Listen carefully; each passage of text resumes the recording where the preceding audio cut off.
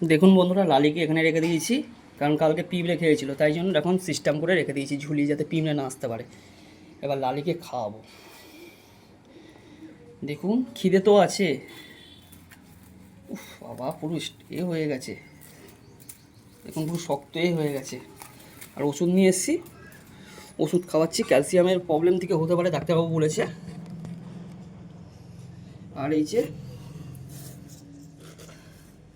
দেখেন কীভাবে শক্ত হয়ে গেছে, পাগুলো সিরিজ হয়ে গেছে, আর হতে পারছে না। আমি ওকে চেষ্টা করবো ওকে বাঁচানোর, মেসেজ করে দিচ্ছি মাঝে মাঝে।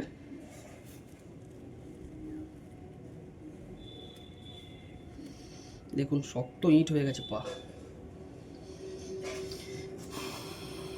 এই যে ওষুধগুলো নিয়েছি, এবার ইঞ্জেকশানে তুলবো ওষুধটা।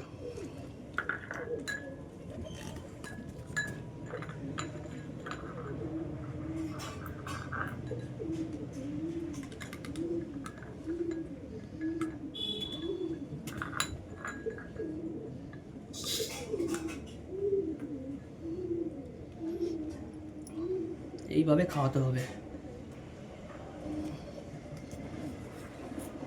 এমন হয়ে গেছে দেখুন, ঘাটটা কেমন মুভমেন্ট করছে, তার মানে পুরো লক হয়ে গেছে ঘাটে ঘাটে। খিদে তো আছে, এ কিন্তু বুঝতে পারছে উপস্থিতি, যখনই এর পাশ দিয়ে যাচ্ছি দেখছে, সব কিছু করছে। এই যে হাঁ করে নিলাম, এবার নলটা ঢুকিয়ে দেবো গালে। হাঁ কর, হাঁ কর।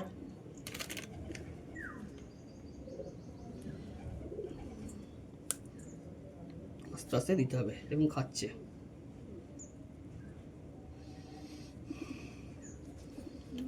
খাইয়ে দিলাম, মোটামুটি পেটটা লোড হয়ে গেছে।